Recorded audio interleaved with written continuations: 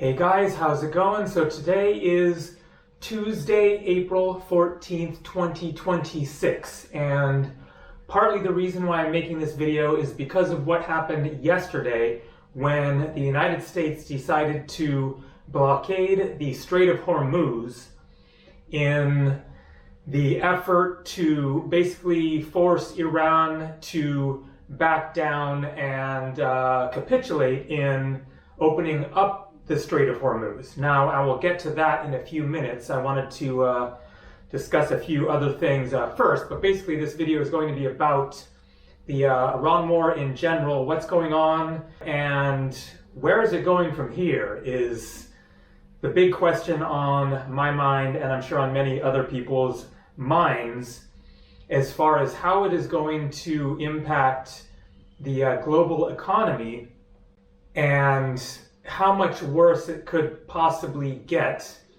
in particular relating to travel, since this is a travel channel. And so that is kind of part of the point here, is that, as I mentioned in my last video, then I am here in Thailand in part because of what's going on there and how unknown it is. And so I wanted to just kind of be somewhere a little more stable and watch what happens and try to make up my mind what to do next in the coming weeks. So it's been more than a month since I made a video on the subject after I got out of the Middle East, getting stuck there. Long story, but my layover in Qatar was the day that the attacks by the United States on Iran began, and so I got stuck in Qatar and had to travel overland to Oman and then flew to India and then spent a month in India. And so I wanted to kind of do a bit of an update and just another look at things and what's happening. For one thing, considering that initially this war was supposedly going to be a 2 to 3 week operation. We're now 6 weeks in, and it is certainly looking like it is nowhere near wrapping up at this point. But first, let's take a quick step back and consider why we are where we are now, how we got into this in the first place, why the United States decided to attack Iran. So there have been a few different reasons given, but the central reason seems to be to prevent Iran from obtaining a nuclear weapon that could potentially target the United States. So the most fundamental reason is that Iran posed an imminent threat to the United States, and so we, being an American citizen here, not that I am in favor of this war, but the rationale is we gotta attack them and take out their nuclear capability before they can get to building a nuclear bomb and attacking us, which supposedly was a week or two away, according to the estimates given by the Trump administration. And I think I'm not the only one who is skeptical that that statement is true or anywhere near true. So Donald Trump's own cabinet member, Director of National Intelligence, Tulsi Gabbard, in testimony to Congress, did not back up the Trump administration's claims that Iran had the capability to develop a nuclear weapon very soon.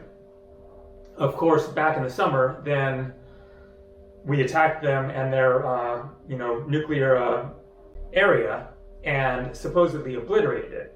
And even before that, Tulsi Gabbard had already stated that they did not have the capability to develop a nuclear weapon in the near term. And then their nuclear capability was supposedly obliterated, and then 6 months later we're being told that they could have a nuclear bomb and attack us within a week or two. So, point being that this entire war seems to be based on a lie, because no evidence has been presented to the American people, to the world, trying to prove this claim that Iran was an imminent threat, whether it was a matter of nuclear weapons or missiles, which of course could not reach the United States, but can certainly and have reached military bases in the region, of course. But the rationale was that Iran posed a threat directly to the United States mainland. And so things are looking to be a lot like the Iraq War, in which it is based on lies. And so who knows what the real, actual reasons, justifications, motivations really were. I haven't figured that out yet, as far as, well, what could be the ulterior motive if that was not true.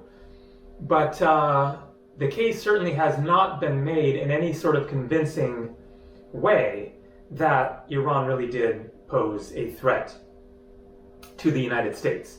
There was no grand presentation given. There have only been statements made by members of the administration that they were a week away, 2 weeks away, whatever, from having a nuclear weapon. And so just to, get the general idea here that this war really seems to be based on lies, and it's not clear what the real motivation is for us to have actually attacked Iran when there were so many warnings about the potential downfalls and the quagmire and all that stuff. Now, as I discussed in my last video on the subject, I am no fan of the Iranian government.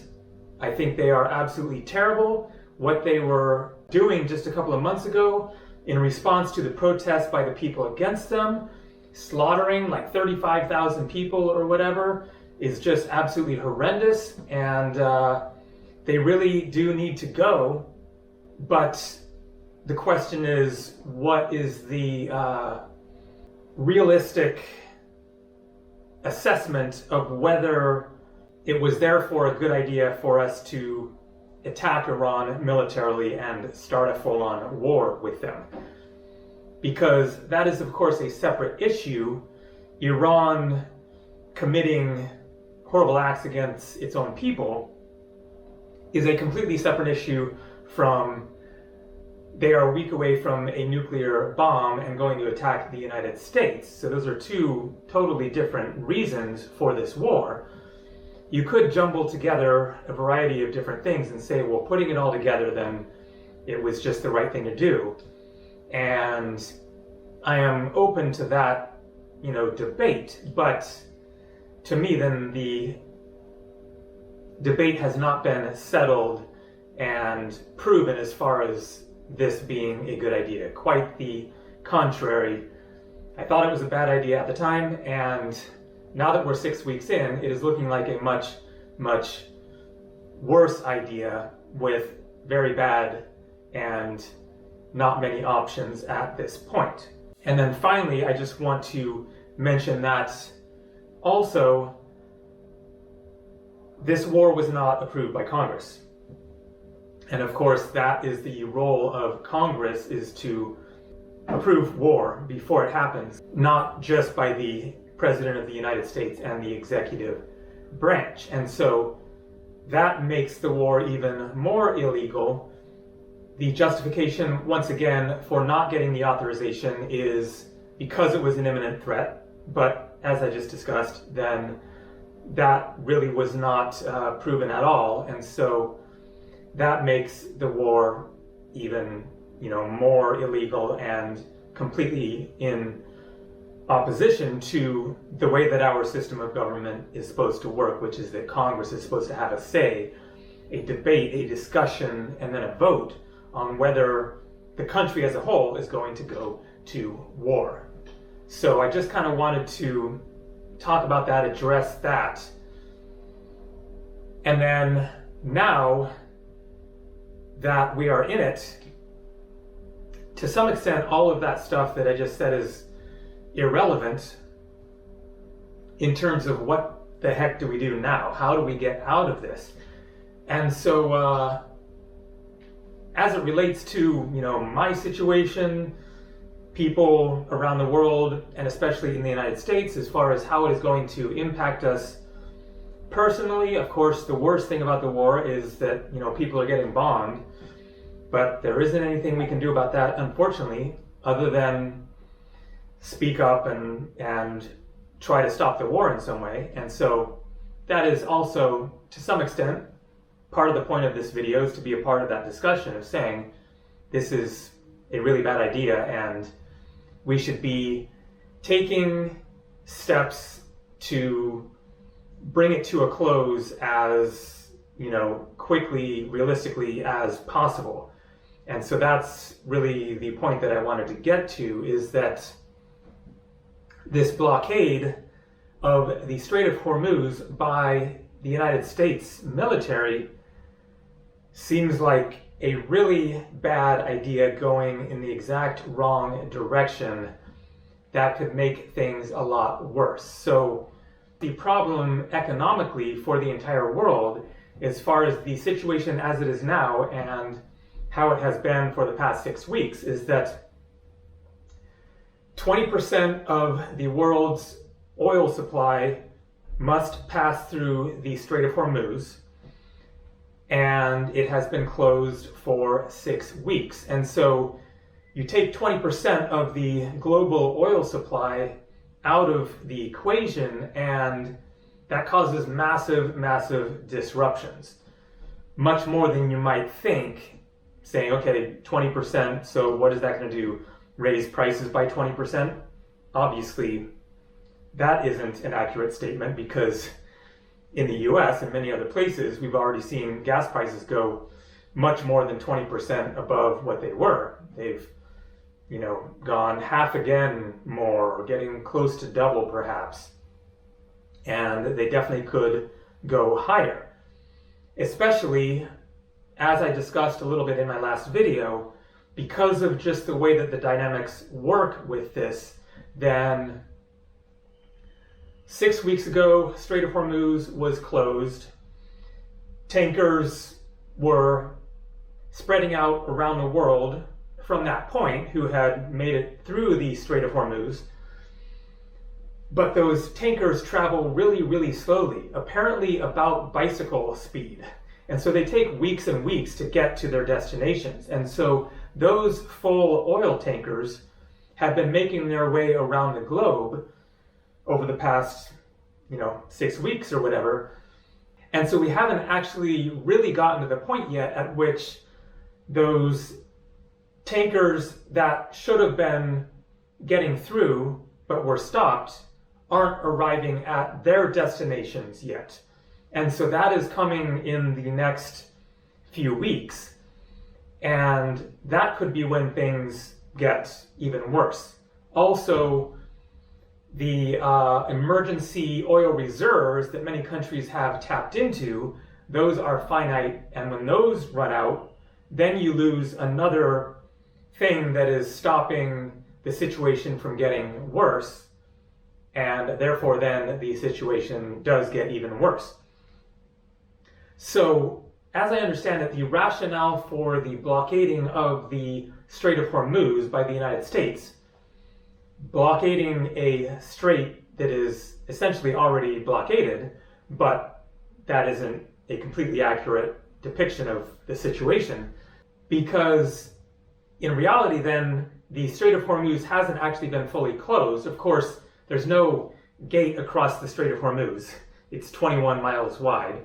It's a matter of Iran threatening to shoot at oil tankers of the United States or anyone who is aligned with the United States and blow them up.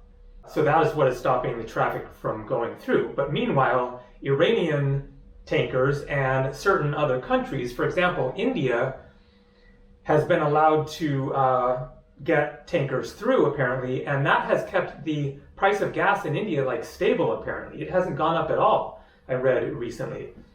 But blockading the Strait of Hormuz now will stop all tankers from going through completely, and I guess the strategy here is to pressure Iran economically and force them to concede and give up and say, okay, you're affecting our economy, and so therefore we're going to now come back to the negotiating table and agree to open up the strait as the United States is demanding, and come to some sort of terms that we can all agree on to get this thing back open and get the oil flowing again. So as I understand it, that is the basic idea, is to basically cause pain to Iran economically and force them to decide to change course and stop threatening the oil tankers and open the strait up completely, as it was, of course, before this war began. And, of course, as many people warned would happen, or at least could happen, if Iran was attacked, that they would retaliate by closing the Strait of Hormuz. So this was not a surprise at all. But the big question is, how long would it take for Iran to cry uncle, so to speak, and say, okay, you got us, we're hurting here, we need to get our oil flowing again, we need to get our economy back, and so, all right, fine, we're going to open up the strait and agree to your terms. How long is that going to take? Because Iran has shown no indication that they are likely to be subject to threats, coercion, and intimidation, etc. That could take a long time. That could take months, that could take years. So during the Civil War of the United States, the North made a blockade against the South, like all around the southern coast, I guess, of the United States, you know, placing ships all along the coast. And it took 3 years for that to actually have the desired effect. 3 years. So how long does this strategy take? And in the meantime, if you're now blocking all oil tankers, including the ones that India had previously been able to get through, and the ones supplying Thailand and Japan and Asia in general, then that could absolutely, you know, skyrocket prices even a lot more. And of course, you have to keep in mind that it isn't just about gas prices, but gas prices and the price of oil affects practically everything, because of things needing to be shipped, because so many products are made from oil, you know, plastics, fertilizer, etc. So there's, you know, real concerns about the crops in Asia and them not having adequate fertilizer here, and that resulting in, you know, bad crops in the coming year, and then possible famine down the road. And then there are various effects already happening in many countries in Asia, as far as what I've read. I haven't seen anything at all here in Asia, in Thailand, you know, so far, or in India when I was there. Everything was completely normal in India for the month that I was there. But I've read about stories of there being, you know, shortages of tops for plastic bottles, of plastic bags, and, you know, these little things that you don't think about that would be affected by shortages of oil. And so really the point that I wanted to get to here and put out there and get some more, you know, information back, people's opinions, whatever other people might know, which will almost certainly be more than I do, is in that case, how much worse are things going to get, or could they get, with this new blockade stopping all oil tankers, the entire flow of oil out of the Strait of Hormuz, and how it could impact the global economy going forwards from here, if this takes weeks or months or whatever. So to some extent, this video is coming from a kind of selfish place of, I'm trying to figure out my travel plans and make up my mind, where should I go? Should I maybe just call it quits for now, head back to the United States? Not that things are necessarily going to be better there, who knows which countries could be impacted more than others. So partly it's just a matter of both for my own trying to figure things out, and then I figured, other people out there are trying to figure things out, and so the comments can be a source of debate and discussion and information on all this. But also just to kind of jump into the discussion and try to make sense of it and figure out what are the kind of most likely outcomes here and how bad could this really get and how long would it likely take for things to really get really bad if that's the direction that things are going. So that pretty much covers what I wanted to address here. So put your comments down below, and to some extent, of course, we're all just in a waiting game of seeing what happens and hoping for the best, and we're all going to find out, fairly soon. So that is, to some extent, what I'm doing here in Thailand is just hang tight and be somewhere fairly stable that seems like a place that things wouldn't get too crazy, even if a worst case scenario kind of situation transpires, and just kind of get a better gauge of what could happen based on what's coming in the next couple of weeks, and then also to be near an international airport if I decide that it's time to catch a flight somewhere. And I have been checking flights, and they are definitely going up, and they could go up a lot more. And so that is basically what I wanted to discuss here. So coming up will be more travel stuff, showing some more of what's going on around here in Jomtien and the Pattaya area, and then I'll see, maybe I'll do a little bit more traveling around Thailand, go to an island or something like that. We shall see. All right, that's it for now. See ya.